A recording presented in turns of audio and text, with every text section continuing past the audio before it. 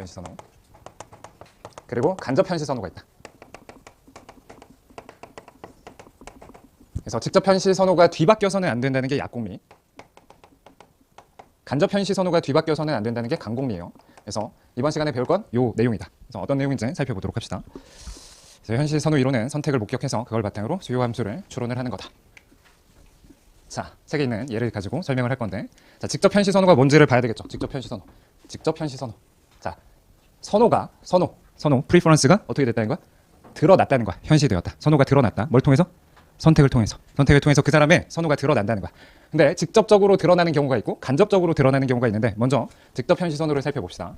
자, 이 개념, 이 정의를 여러분들 나중에는 암기를 해야 돼. 자, 같이 한번 읽어봅시다. 하나, 둘, 셋.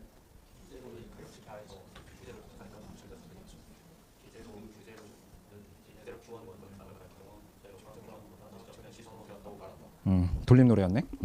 자, 그래서 여러분들 뭘 암기해야 되냐면 이거를 이제 암기를 해야 돼요. 이게 무슨 얘기인지 한번 살펴보도록 합시다. 예를 들어서 두제와 가격이 있다는 거야. 그래서 XJ, YJ만 상정하고 있고, XJ 가격은 지금 10,000원, 그리고 YJ 가격은 5,000원 혹은 0.5만 원이라고 했을 때, 이때 이 소비자가 어떤 선택을 했냐? 어떤 선택을 했대요? XJ를 50개 사고 YJ를 100개 샀다는 거야. XJ를 50개, YJ를 100개 샀대. 이게 관측됐다는 거지. 이 소비자 얼만큼 지출한 거예요? 얼만큼 지출했어? 돈 100만 원 쓴 거야? 자, 어떻게 계산했지 여러분들? 10,000원짜리 50개 샀고 5,000원짜리 100개 샀으니까 각각 50만 원, 50만 원 써서 100만 원을 쓴 거야. 그걸 수식으로 표현해 보면 이제 PX 곱하기 X, PY 곱하기 Y가 되는 거지. 우리 어제까지 계속 살펴봤던 소비자 이론에서 예산, 여기까지 들어가면 예산선이 되는 거고, 예산식이 되는 거고, 이건 일단 지출이 되는 거예요. 지출. 자, 근데 이 현시선호 이론일 때는 항상 뭐가 있냐면 0기와 1기가 있어. 뭐 경우에 따라서 2기까지 고려하는 경우가, 즉 3기간을 고려하는 경우도 있긴 한데 보통은 2기간을 고려를 해요. 0기와 1기. 자, 그러면 이제 0기 때 가격 체계가 있을 것이고, 그걸 이렇게 위에다가 표현을 해봅시다. 0기 때 가격 체계, 혹은 뭐 PX 제로라고 써도 되고, 하여튼 0기 때 가격 체계가 있고, 그때 0기 때 소비량이 있겠지. 지금 얘에서는 이게 각각 얼마가 되는 거예요? 얘가 10,000원, 10,000원, 얘가 몇 개? 50개, 얘가 0.5만 원, 얘가 몇 개? 100개가 되는 거지. 따라오지? 그치? 그럼 1기 때 시점이 바뀌고, 시점이 바뀔 때 가격이 또 있겠지. 그래서 시점이 바뀌어서 가격이 있는데 걔를 각각 또 PXX, PY, Y 이렇게 쓸 수가 있겠죠. 그럼 1기 XJ 가격, 1기 XJ 소비량, 1기 YJ 가격, 1기 YJ 소비량이 당연히 목격되는 거야. 그럼 문제에서 항상 얘네들은 정보로 주는 거야. 이 숫자들은 다 정보로 주는 거야. 근데 이렇게 쓰면 또 복잡하니까 간략화를 시킨 거야. 어떻게 간략화를 시킨 거예요? 얘를 어떻게 쓴 거야? 이렇게 쓴 거야. P0, Q0. 그래서 이게 이제 벡터 형식인데, P0라는 거는 사실은 뭐냐면 0기 가격 체계라는 거야. 최초 가격 체계. 그래서 PX0, PY0라는 이런 벡터라고 생각하면 되고, 그다음에 이제 Q0는 0기 선택이야. 0기 선택. X제를 X0만큼, Y제를 Y0만큼 소비했다. 그러면 이렇게 표현하는 거를 간단하게는 P0 곱하기 Q0 이렇게 표현을 하는 거예요. 아시겠어요?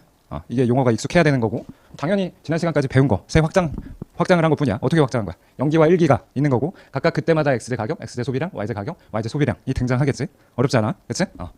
자, 그래서 이게 관측되었어. 여러분들이 말한 것처럼 이 관측을 앞서 배웠던 예산선으로 표현해보면 Q0, 지금 최초 선택을 그래프로 표현해보면 50,100이 되는 거겠죠. 그렇죠?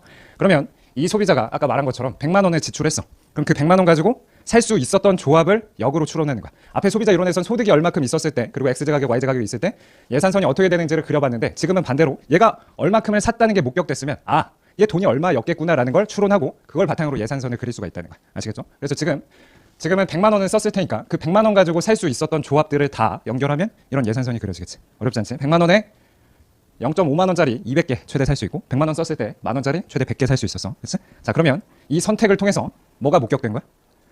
얘가 합리적인 사람이라면 이런 다른 조합들을 다 선택할 수 있었는데, 다른 조합을 선택 안 하고 뭐를 선택했어? 얘를 선택했지. 얘가 제일 좋아.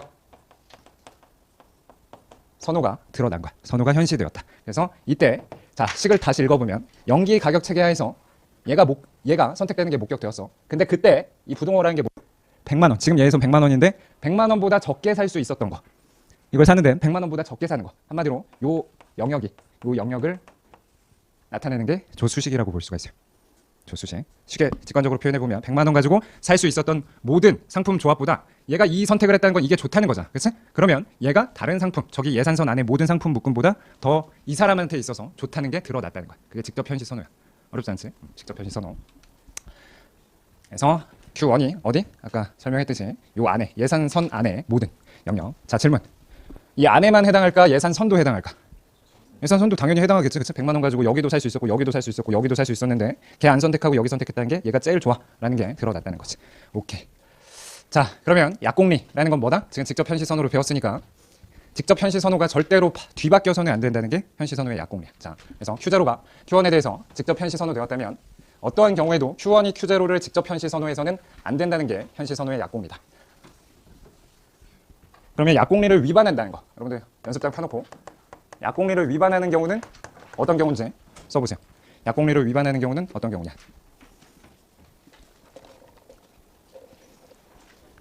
한국말로 일단 써봐. 약공리를 위반하는 경우는 두 대안이 있는 거야. 쉽게 생각해서 Q0랑 Q1이라는 대안이 있다고 봅시다. 한 번은 Q0가 좋아 했다가 한 번은 Q1이 좋아. 이렇게 하면 얘는 합리적인 소비자가 아니라는 거야. 그래서 약공리를 위반하는 경우가 되는 거지.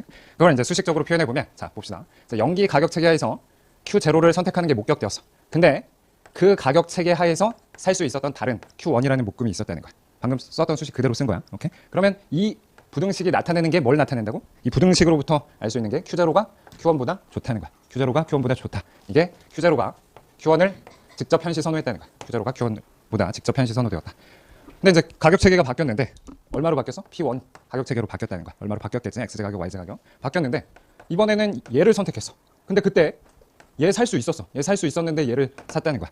그럼 이번에는 Q1이 Q0를 직접 현시 선호하게 되는 거라서 이게 약공리 위반의 예야. 오케이. 자, 그러면 이거를 그래프로 한번 표현을 해봅시다. 그래서 방금 쓴 게 여기 나와 있는 것을. 그래서 다시 한번 보면 연기 가격 체계하에서 얘를 선택하는 게 목적되었는데 그럼 얘가 실제 지출액이야. 실제 지출액. 그럼 지출액보다 적은 금액. 얘는 당연히 살 수 있었어. 살 수 있었는데 얘 안 사고 얘 샀다는 게 얘가 얘보다 좋아. Q0가 Q1에 직접 현시 선호한 거고.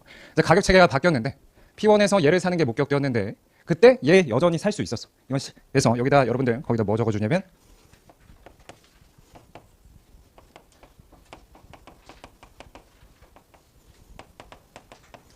이렇게 좀 적어주세요. 나중에 복습할 때 또 헷갈릴 수 있으니까.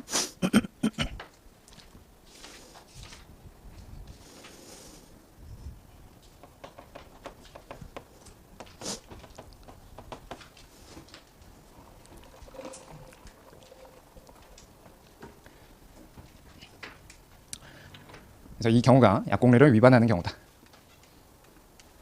느낌상 어떤 느낌이냐면 이걸 이제 쉽게 암기하는 방법은 어떻게 쓰는 거야? P 곱하기 Q, P 곱하기 Q, P 곱하기 Q, P 곱하기 Q. 자, 연기에서는 얘가 좋다는 게 드러났어. 근데 연기 가격 체계에선 얘 살 수 있었다는 거야. 얘 살 수 있었다. 이제 가격 체계가 바뀌었으니까 밑에는 P1, P1을 써주는 거야. 그리고 옵션은 Q0, Q1이 있는 거지. 근데 이번에는 얘가 좋다는 거야. 부등호가 한번 왼쪽 갔다 오른쪽 가면 느낌이 좀 약간 이상하잖아. 그치? 왼쪽, 오른쪽 왔다 갔다 하는 느낌이잖아. 그치? 그렇게 외우면 쉽게 좀 외울 수 있고. 그거를 이제 그래프로 한번 표현을 해봅시다. 자, 그래프로. 그래프가 어디 나와 있는 거예요? 다음 페이지에 나와 있는 거죠. 자, 이제 예산선 이렇게 그리고 이 예산선의 가격 체계를 P0라고 표현을 하는 거예요. 아까도 말했다시피 이건 뭐다? 원래는 연기 XZ 가격 체계, 연기 YZ 가격 체계. 원래는 이런 숫자들의 나열인데 간단하게 P0라고 표현을 하는 거지. 연기 가격 체계. 자, 이때 Q0를 선택하는 게 목적되었대. Q0는 연기에 뭘 선택한 거예요? X를 X0만큼, Y를 Y0만큼, Y0, X0만큼 선택한 거지. 그치? 자, 그러면 뭘 설명할 수 있어요? 이 Q0가 요 예산 집합 안에 모든 애들보다 얘가 좋다고 말한 거야. 얘가 좋다. 자, 근데 이제 가격 체계가 바뀌었어. 예산선이 이렇게 바뀔 경우는 언제 예산선이 이렇게 바뀌어요? 기습 질문. 예산선이 이렇게 바뀌었대. 연기에는 이랬는데 1기에 이렇게 바뀌었대. XZ 가격 상승, YZ 가격 하락. 첫 번째. 좋았어. 그래서 XZ 가격이 상승해서 최대 살 수 있는 XZ는 줄었고 YZ 가격은 하락해서 최대 살 수 있는 YZ 수량은 늘었다. YZ 가격은 하락해서 최대 살 수 있는 YZ 수량은 늘었고 XZ 가격은 상승해서 최대 살 수 있는 XZ 수량은 줄었다. 이거밖에 없어요? 이자율이 왜 나와 여기서? 아, 시점 간 소비처럼 이자율이 상승한 것 같다. 이자율이 나오면 안 되고 또 소득이 늘었고 PX가 증가한다. 맞아요? 소득이 증가하고 PX가 일단 소득이 증가해서 YZ 가격은 바뀌지 않았는데 소득이 증가해서 최대 살 수 있는 YZ 수량은 늘었어. 그치? 근데 좀 더 정확하게 표현하려면 소득 증가보다는 얘가 더 많이 증가하는 경우. 그래서 최대 살 수 있는 XZ 수량은 줄어드는 경우. 맞지? 좋았어. 또 있을까? 또 있을까? 또 있을 것 같은데? 응? 또 뭐가 있을까? 얘기해 보세요. 소득이 줄고 뭐라고? Y제 가격이 훨씬 떨어졌다. 맞아요? 소득이 줄었어. 그럼 X제 가격은 변하지 않았을 때 X제 소비는 줄은 거야, 그치? 근데 Y제 가격이 훨씬 떨어져서, 소득 감소보다 Y제 가격이 훨씬 떨어져서 최대 살 수 있는 Y제 수량이 늘었다, 그치? 이런 경우도 있을 수 있고, 사실 세 개가 동시에 다 변할 수도 있어, 그치? 그래서 경우의 수는 여러 가지가 있는데 일단 이렇게 바뀌었다는 거. 자, 바뀌었다. 근데 여기서 이 바뀐 예산선에서 절대로 선택하면 안 되는 부분, 연습장 펴놓고 체크를 해본다.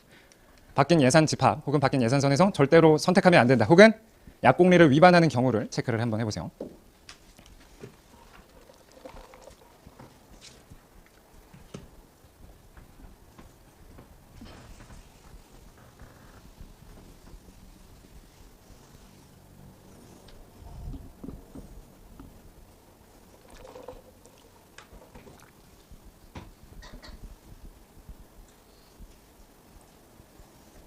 찾은 사람 어디야? 바뀐 예산선에서 내가 표현을 해줄게. 여기 1번 요 점 교차점 2번 요 아래 3번 어디 선택하면 안 돼? 1번 선택하면 안 된다. 다급했다. 어떻게 2번이랑 3번을 선택하면 안 된다? 맞아? 2번이랑 3번 선택하면 안 돼? 다 그렇게 생각해? 그치? 잘하네. 2번이랑 3번 선택하면 안 돼. 교차점까지 포함해서 2번이랑 3번을 선택하면 안 된다. 왜 그럴까? 자, 봐봐. 원래 예산 제약, 연기 가격 체계에서 얘를 선택하는 게 목적됐다는 건 요 안에 모든 점보다 얘가 좋다는 거야. 그 얘기는 Q제로가 요 점보다 좋다고 직접 현실 선호가 된 거지. Q제로가 요런 2점이라든지 3점보다 훨씬 좋다고 드러낸 거야. 근데 바뀐 예산 제약하에서 얘 살 수 있어 없어? 바뀐 가격 체계에서 원래 선택할 수 있어 없어? 있지. 근데 이때 만약에 얘를 산다고 하면 이번에는 이 가격 체계에서 얘가 얘보다 좋다는 걸 드러낸 거야. 한 번은 얘가 얘보다 좋다고 했고 처음엔 얘가 얘보다 좋다고 했고 바뀐 상황에선 얘가 얘보다 좋다고 하면 뒤바뀌는 거지. 그치? 그래서 이게 약공리 위반의 경우고 3번도 마찬가지예요. 자, 이거를 여러분들 재미삼아서 좀 직관적으로 대안 가지고 설명을 해볼게요. 이제 강두성이 20살 때 몇 년 전이라고? 5년 전? 강두성이 20살 때 그 미팅을 나갔다. 미팅이야 뭐야? 소개팅이야? 미팅. 단체 미팅을 나갔다. 그래서 이제 여학생들이 있었겠지. 나 20살 때니까 여학생들도 20살 여학생들이 나왔겠지. 근데 연예인들이 나왔어. 좋아하는 연예인 있어? 여자 연예인? 누구야? 누구? H.O.T? 너 몇 살이야? 아니 여자 연예인. 누구 있어? 누구? 아, 아이유. 오케이, 아이유 있어. 또 실버 누구 좋아해? 뭔 개 같은 소리야. 넘어가고. 규남이 누구 좋아해? 누구? 아, 문채원. 문채원이 있다. 누구 좋아해? 수지? 수지. 이렇게 등장했어. 자, 이 중에서 물론 내가 선택한다고 커플이 되는 건 아니지, 당연히. 그건 맞아. 근데 그냥 가정을 해서 내가 선택하면 무조건 커플이 된다고 해봐. 그때 당시 내가 막 요새 잘생긴 애 누구야? 차은우 같이 생겼다고 가정을 해요. 지금 교통사고가 나서 이렇게 됐다고 생각하고 내가 차은우였어. 그때 당시에. 굉장히 잘생겼다. 내가 선택하면 무조건 커플이 된다 했을 때, 예를 들어서 그때 수지를 선택했다는 거야. 수지를 선택했어. 자, 근데 한 1시간 정도 있다가 이 대안들이 바뀔 수가 있어. 대안이 바뀌는 경우가 첫 번째가 있고 두 번째가 있어. 첫 번째는 어떤 경우가 있냐? 수지가 없어지는 경우가 있어. 수지가 없어지는 경우가 있고, 수지는 있는데 다른 애가 없어지고 새로 들어온 경우가 있어. 예를 들어서 첫 번째는 수지 없고 아이유, 문채원, 그 다음에 누구 들어왔다고 할까? 맨 마지막으로 누구 좋아해? 김태희. 얘네들 좀 올드하네. 김태희. 이런 경우가 있어. 수지는 갑자기 1시간 있다가 약속이 있다고 갔어. 그러고 나서 갑자기 대신 친구 김태희를 불러줬어. 이런 경우가 있고, 수지는 그대로 있는데 이번에 문채원이 가고, 나는 유라 좋아하거든. 유라 누군지 알아? 유라를 좋아해서 유라 이렇게 들어왔다고 봅시다. 자, 그러면 예산선이 바뀌는 경우가 이런 경우가 있고 이런 경우가 있다. 자, 이때는 3명 중에서 누구를 선택하면 안 될까? 누굴 선택하면 약공리를 위반할까?